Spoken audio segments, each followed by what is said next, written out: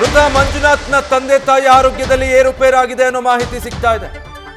ಅಸ್ವಸ್ಥಗೊಂಡ ಹಿನ್ನೆಲೆ ಪೋಷಕರು ಖಾಸಗಿ ಆಸ್ಪತ್ರೆಗೆ ರವಾನೆ ಮಾಡಲಾಗಿದೆ. ತುರುವನೂರು ರಸ್ತೆ ಖುಷಿ ಮಲ್ಟಿ ಸ್ಪೆಷಾಲಿಟಿ ಆಸ್ಪತ್ರೆಯಲ್ಲಿ ಅವರಿಗೆ ಚಿಕಿತ್ಸೆ ಮುಂದುವರಿತಾ ಇದೆ. ಅಲ್ಲೇ ನಡೆಸೋ ವೇಳೆ ಮಂಜುನಾಥ್ ತಂದೆ ಚಂದ್ರಪ್ಪ ಕಾಲು ಮುರಿತ ಆಗಿದೆ. ತಾಯಿ ಅನಸೂಯಮ್ಮ ಕೈ ಮುರಿದಿದ್ದು ಇಬ್ಬರ ಸ್ಥಿತಿ ಕೂಡ ಗಂಭೀರವಾಗಿದೆ. ನಿನ್ನೆ ಗಾಯಾಳುಗಳಿಗೆ ಜಿಲ್ಲಾಸ್ಪತ್ರೆಯಲ್ಲಿ ಚಿಕಿತ್ಸೆ ನೀಡಲಾಗ್ತಾ ಇತ್ತು.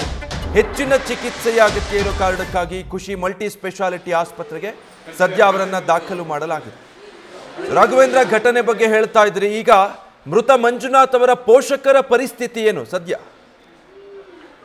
ಸದ್ಯ ಖಂಡಿತವಾಗ್ಲು ವಿಜಯ್, ತಂದೆ ಚಂದ್ರಪ್ಪ ಮತ್ತು ತಾಯಿ ಅನಸೂಯಮ್ಮರ ಪರಿಸ್ಥಿತಿ ಖಂಡಿತವಾಗ್ಲು, ಯಾಕಂದ್ರೆ ಒಂದು ವಯೋವೃದ್ಧರು ಆಗಿರ್ತಕ್ಕಂತ ಹಿನ್ನೆಲೆ ಒಂದು ಕಡೆ ಆದ್ರೆ ಬಹಳ ಹೀನಾಯವಾಗಿ ಹಲ್ಲೆ ಮಾಡಿರ್ತಕ್ಕಂಥದ್ದು ಇನ್ನೊಂದು ಕಡೆ. ಯಾಕಂತಂದ್ರೆ ಹಾರಿ ಕೋಲುಗಳಾಗಿರ್ಬೋದು, ಕಲ್ಲು ಬಡಿಗೆ, ಅದೇ ರೀತಿ ವಿಶೇಷವಾಗಿ ಸೈಜ್ಗಳನ್ನು ಕೂಡ ಕಾಲ ಮೇಲೆ ಎತ್ತಿ ಹಾಕಿ ಅವರ ಕಾಲನ್ನು ಕೂಡ ಮುರಿದಿರ್ತಾರೆ ಈ ಒಂದು ಘಟನೆ ಸಂದರ್ಭದಲ್ಲಿ. ಅದೇ ರೀತಿ ಅನಸೂಯಮ್ಮನ ಕೈಗೆ ಕೂಡ ಬಲವಾಗಿ ಮುರಿದಿರುತ್ತೆ.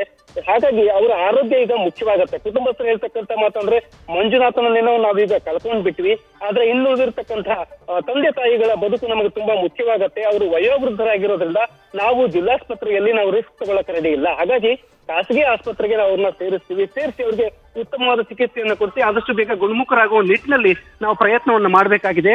ಕಳೆದು ಹೋದಿರ್ತಕ್ಕಂಥ ಮಂಜುನಾಥ್ನನ್ನ ನಾವು ವಾಪಸ್ ಪಡೆಯಕ್ಕೆ ಸಾಧ್ಯವಿಲ್ಲ. ಆದ್ರೆ ಈಗ ಏನು ಅನಾರೋಗ್ಯ, ಈಗ ಒಂದು ಘಟನೆಯಲ್ಲಿ ಗಾಯಾಳುಗಳಾಗಿದ್ದಾರೆ, ಇವ್ರು ತುಂಬಾ ನೊಂದಿರ್ತಕ್ಕಂಥವ್ರು. ಹಾಗಾಗಿ ಅವ್ರನ್ನ ಒಂದು ಕಡೆ ಮಗನ ಸಾವನ್ನ ಮರೆಸುವ ವಿಚಾರ, ಇನ್ನೊಂದು ಕಡೆ ಅವರನ್ನ ಉನ್ನತ ಚಿಕಿತ್ಸೆಗೆ ಬೇರೆ ಆಸ್ಪತ್ರೆಗೆ ಕಳಿಸ್ಬೇಕು ಅಂತಕ್ಕಂಥ ನಿಟ್ಟಿನಲ್ಲಿ ಈ ಮಲ್ಟಿ ಸ್ಪೆಷಾಲಿಟಿ ಆಸ್ಪತ್ರೆಗೆ ಸೇರಿಸಿ ಇವತ್ತು ಚಿಕಿತ್ಸೆಯನ್ನ ಕೊಡಿಸ್ಲಿಕ್ಕೆ ಕುಟುಂಬಸ್ಥರು ಮುಂದಾಗಿರ್ತಕ್ಕಂಥದ್ದು. Vijay, okay, thank you Raghavendra.